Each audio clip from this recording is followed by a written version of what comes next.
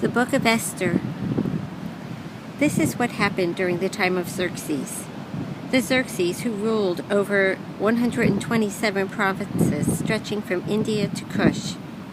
At that time, King Xerxes reigned from his royal throne in the citadel of Susa, and in the 3rd year of his reign he gave a banquet for all his nobles and officials, the military leaders of Persia and Media.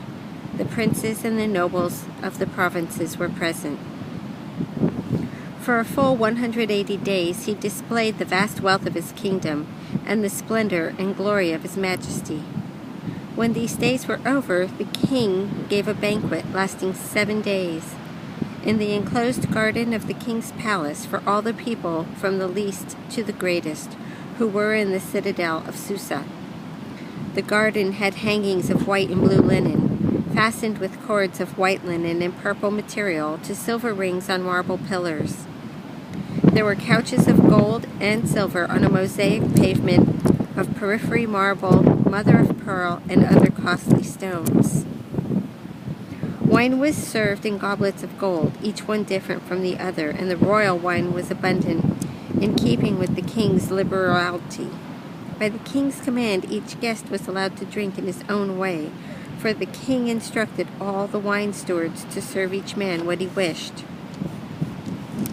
Queen Vashti also gave a banquet for the women in the royal palace of King Xerxes. On the 7th day, when King Xerxes was in high spirits from wine, he commanded the 7 eunuchs who served him, Mehuman, Biztha, Harbona, Bigtha, Abagtha, Zethar, and Carkas, to bring before him Queen Vashti, wearing her royal crown, in order to display her beauty to the people and nobles, for she was lovely to look at. But when the attendants delivered the king's command, Queen Vashti refused to come. Then the king became furious and burned with anger. Since it was customary for the king to consult experts in matters of law and justice, he spoke with the wise men who understood the times and were closest to the king, Karshena, Shethar, Admatha, Tarshish, Meres, Marsena, and Memucan, the 7 nobles of Persia and Media, who had special access to the king and were highest in the kingdom. According to law, what must be done to Queen Vashti? He asked. She has not obeyed the command of King Xerxes that the eunuchs have taken to her. Then Memucan replied in the presence of the king and the nobles, Queen Vashti has done wrong, not only against the king, but against all the nobles and the peoples of all the provinces of King Xerxes. For the queen's conduct will become known to all the women, so they will despise their husbands and say, King Xerxes commanded Queen Vashti to be brought before him, but she would not come. This very day the Persian and Median women of the nobility who have heard about the queen's conduct will respond to all the king's nobles in the same way. There will be no end of disrespect and discord. Therefore, if it pleases the king, let him issue a royal decree, and let it be written in the laws of Persia and Media, which cannot be repealed, that Vashti is never again to enter the presence of King Xerxes. Also, let the king give her royal position to someone else who is better than she. Then, when the king's edict is proclaimed throughout all his vast realm, all the women will respect their husbands, from the least to the greatest. The king and his nobles were pleased with this advice, so the king did as Memucan proposed. He sent dispatches to all parts of the kingdom, to each province in its own script, and to each people in its own language, proclaiming in each people's tongue that every man should be ruler over his own household. Later, when the anger of King Xerxes had subsided, he remembered Vashti and what she had done and what he had decreed about her.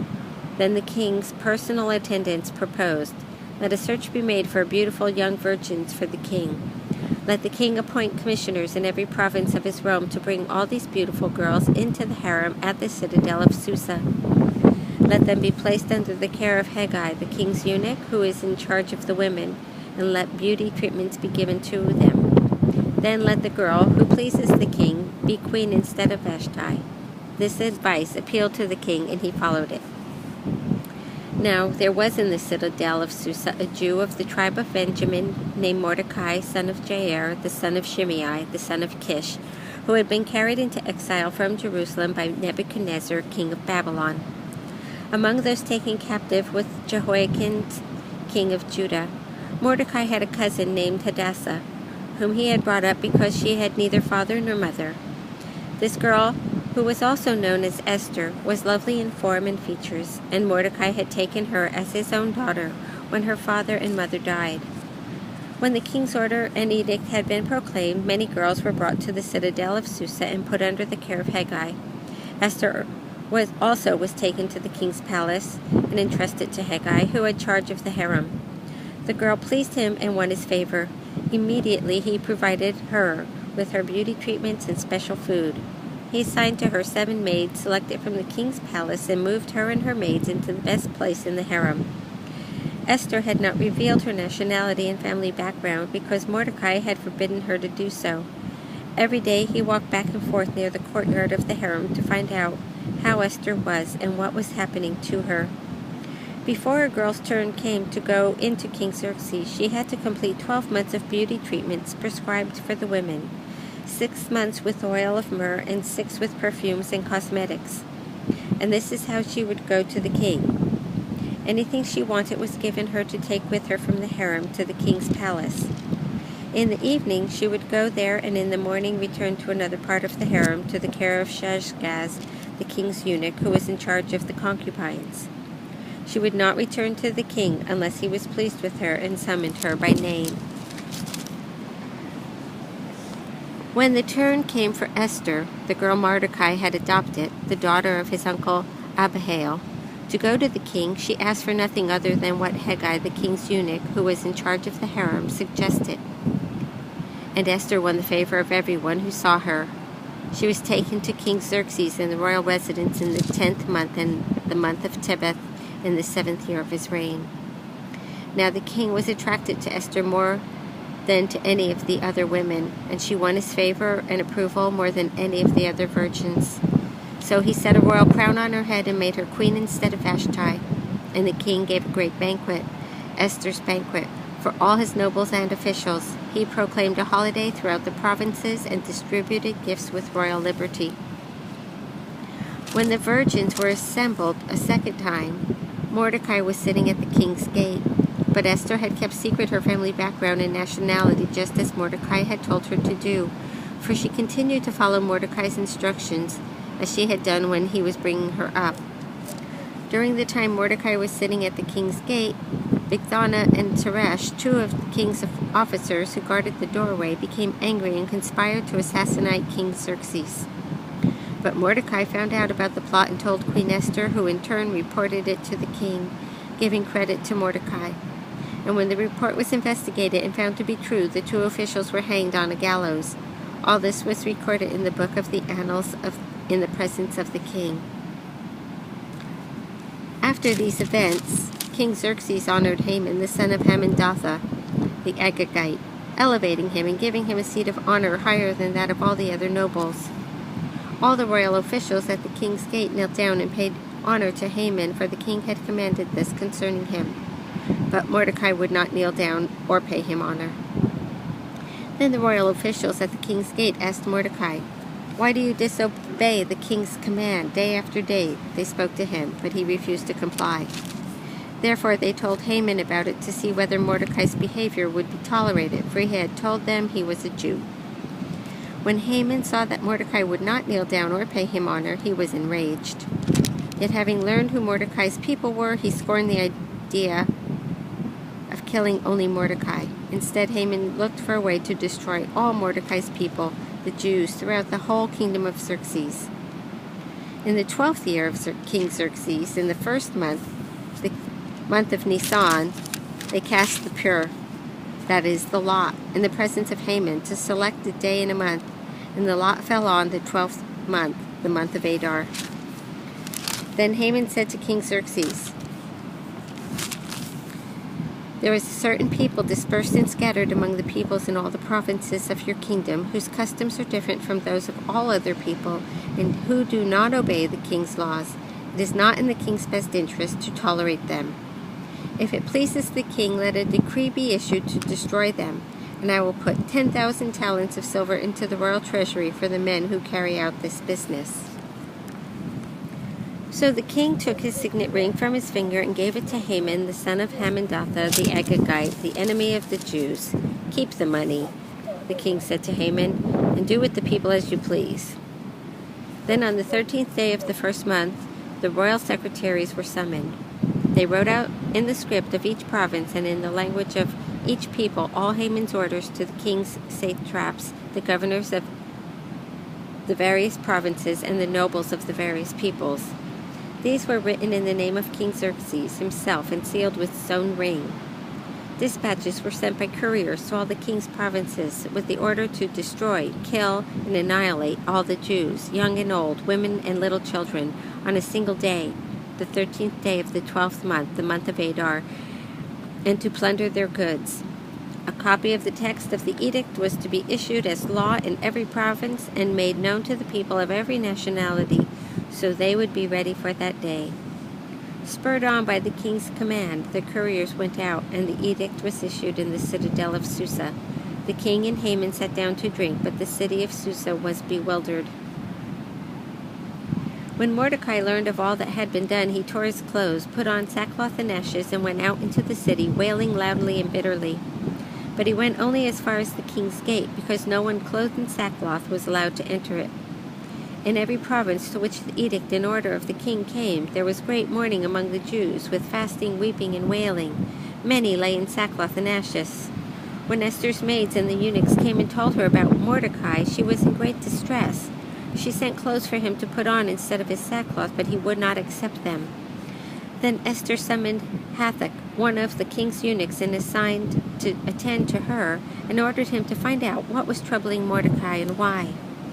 So Hathach went out to Mordecai in the open square in the city in front of the king's gate.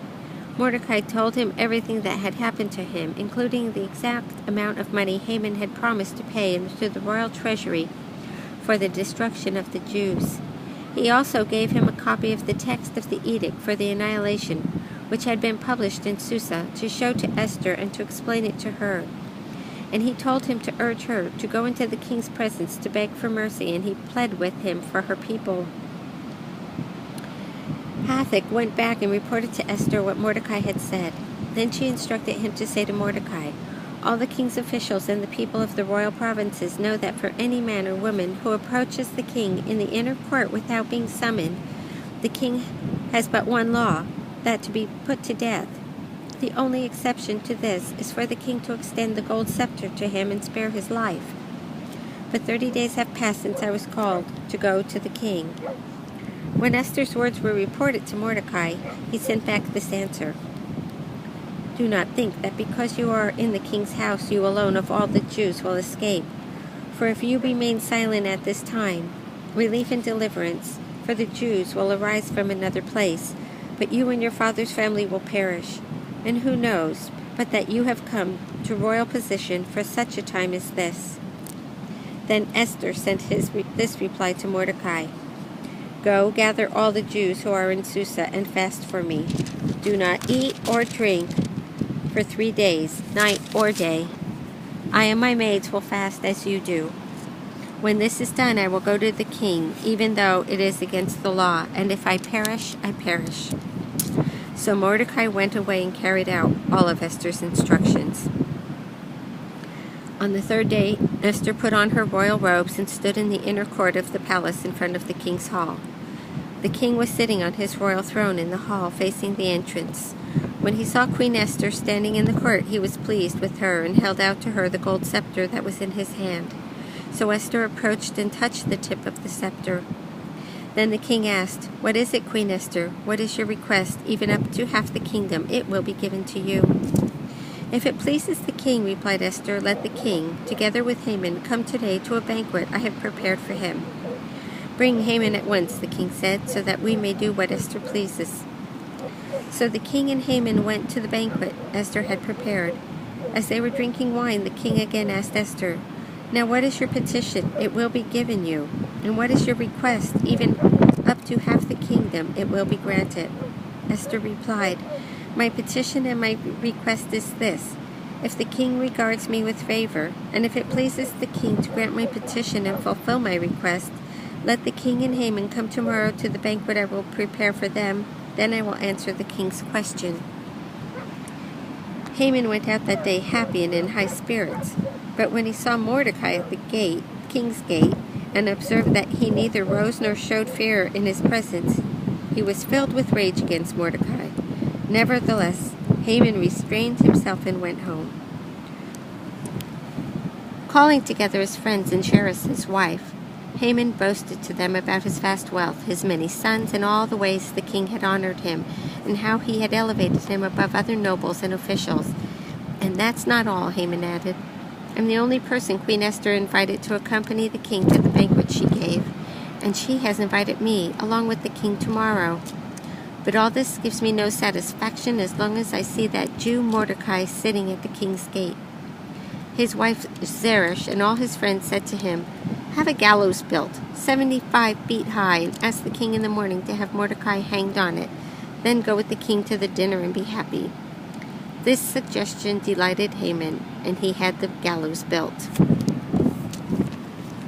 That night the king could not sleep, so he ordered the book of the Chronicles, the record of his reign, to be brought in and read to him.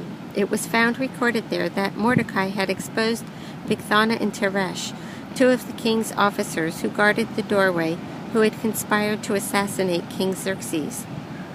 "What honor and recognition has Mordecai received for this?" the king asked.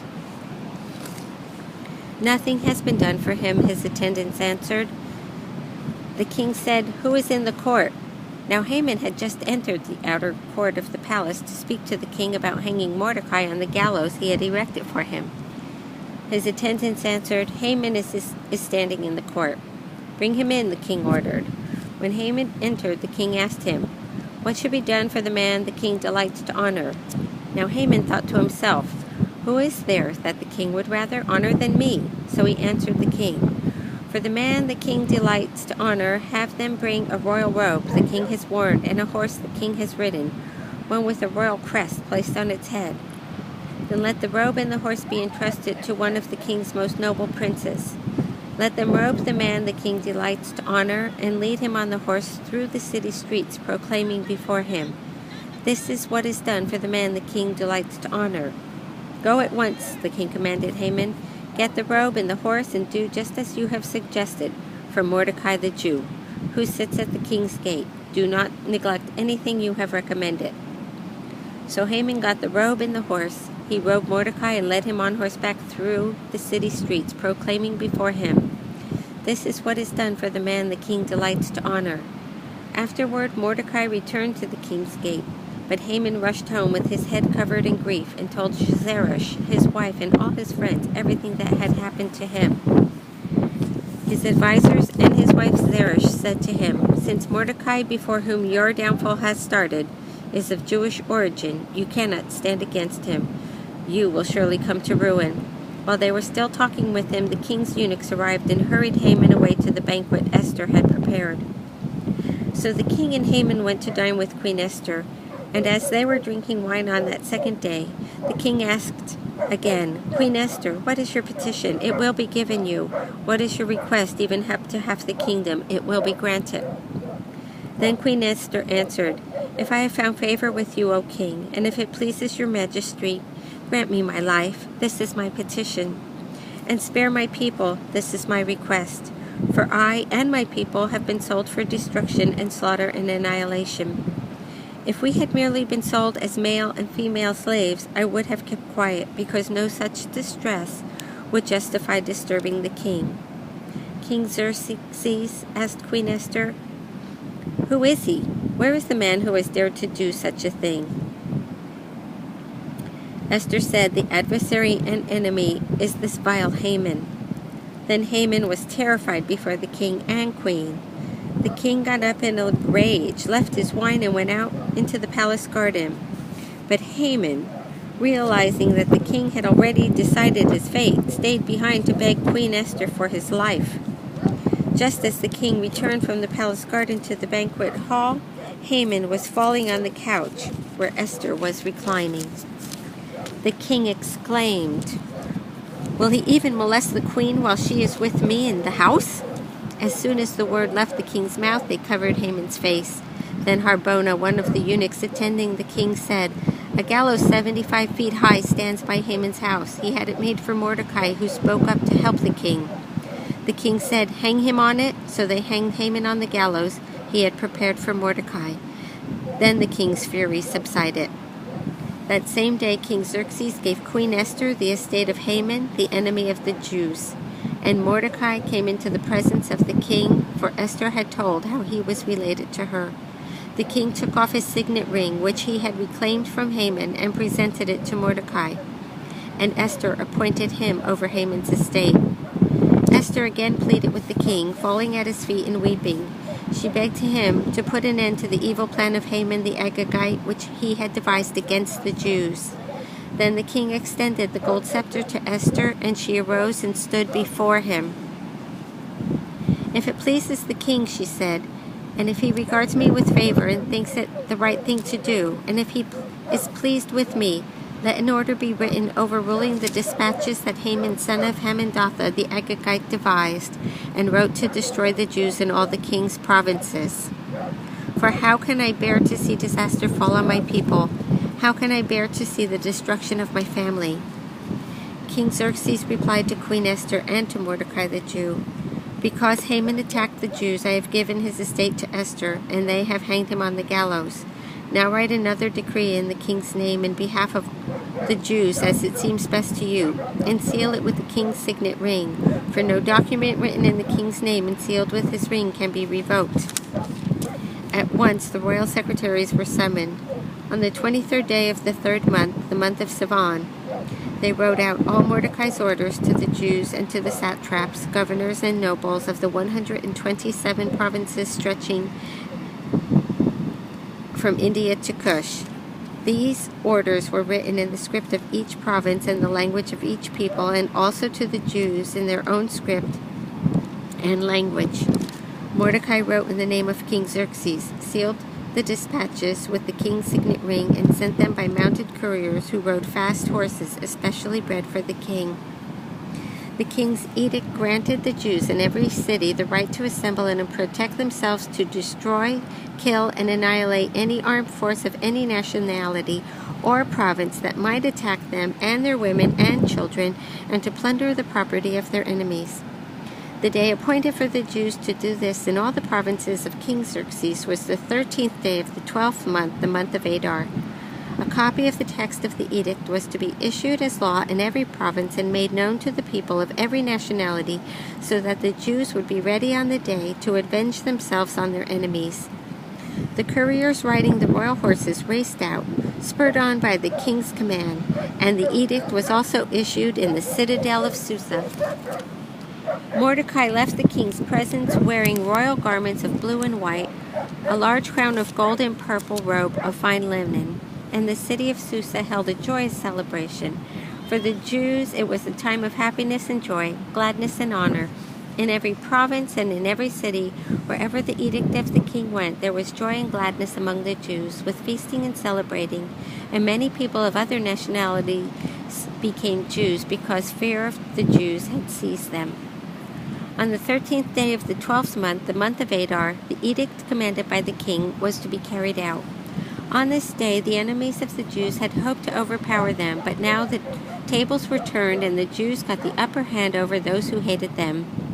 The Jews assembled in their cities in all the provinces of King Xerxes to attack those seeking their destruction. No one could stand against them, because the people of all the other nationalities were afraid of them. And all the nobles of the provinces, the satraps, the governors, and the king's administrators helped the Jews, because fear of Mordecai had seized them. Mordecai was prominent in the palace. His reputation spread throughout all the provinces, and he became more and more powerful. The Jews struck down all their enemies with the sword, killing and destroying them, and they did what they pleased to those who hated them. In the citadel of Susa, the Jews killed and destroyed 500 men. They also killed Parshandatha, Dalphon, Aspatha, Poratha, Adalia, Aridatha, Parmeshta, Arisai, Aridai, and Vaizatha. the 10 sons of Haman, the son of Hammedatha, the enemy of the Jews. But they did not lay their hands on the plunder. The number of those slain in the citadel of Susa reported to the king that same day. The king said to the queen, "The Jews have killed and destroyed 500 men and the 10 sons of Haman in the citadel of Susa. What have they done in the rest of the king's provinces? Now what is your petition? It will be given you. What is your request? It will also be granted." "If it pleases the king," Esther answered, "give the Jews in Susa permission to carry out this day's edict tomorrow also, and let Haman's 10 sons be hanged on gallows." So the king commanded that this be done. An edict was issued in Susa, and they hanged the 10 sons of Haman. The Jews in Susa came together on the 14th day of the month of Adar, and they put to death in Susa 300 men, but they did not lay their hands on the plunder. Meanwhile, the remainder of the Jews who were in the king's provinces also assembled to protect themselves and get relief from their enemies. They killed 75,000 of them, but they did not lay their hands on the plunder. This happened on the 13th day of the month of Adar, and on the 14th they rested and made it a day of feasting and joy. The Jews in Susa, however, had assembled on the 13th and 14th, and then on the 15th they rested and made it a day of feasting and joy. That is why rural Jews, those living in villages, observe the 14th of the month of Adar as a day of joy and feasting, a day of giving presents to each other. Mordecai recorded these events, and he sent letters to all the Jews throughout the provinces of King Xerxes, near and far, to have them celebrate annually the 14th and 15th days of the month of Adar, as the time when the Jews got relief from their enemies, and as the month when their sorrow was turned into joy and their mourning into a day of celebration. He wrote them to observe the days as days of feasting and joy, and giving presents of food to one another and gifts to the poor. So the Jews agreed to continue the celebration they had begun, doing what Mordecai had written to them. For Haman, son of Hammedatha, the Agagite, the enemy of all the Jews, had plotted against the Jews to destroy them, and had cast the pur, that is the lot, for their ruin and destruction. But when the plot came to the king's attention, he issued written orders that the evil scheme Haman had devised against the Jews should come back into his own head, and that he and his son should be hanged on the gallows. Therefore these days were called Purim, from the word pur, because of everything written in this letter, and because of what they had seen and what had happened to them. The Jews took it upon themselves to establish the custom that they and their descendants and all who join them should without fail observe these 2 days every year in the way prescribed and at the time appointed. These days should be remembered and observed in every generation by every family and in every province and in every city. And these days of Purim should never cease to be celebrated by the Jews, nor should the memory of them die out among their descendants. So Queen Esther, daughter of Abihail, along with Mordecai the Jew, wrote with full authority to confirm this second letter concerning Purim, and Mordecai sent letters to all the Jews in the 127 provinces in the kingdom of Xerxes, words of goodwill and assurance, to establish these days of Purim at their designated times, as Mordecai the Jew and Queen Esther had decreed for them, and as they had established for themselves and their descendants in regard to their times of fasting and lamentation. Esther's decree confirmed these regulations about Purim, and it was written down in the records. King Xerxes imposed tribute throughout the empire to its distant shores, and all his acts of power and might, together with a full account of the greatness of Mordecai to which the king had raised him, are they not written in the book of the annals of the kings of Media and Persia? Mordecai the Jew was second in rank to King Xerxes, preeminent among the Jews and held in high esteem by his many fellow Jews, because he worked for the good of his people and spoke up for the welfare of all the Jews.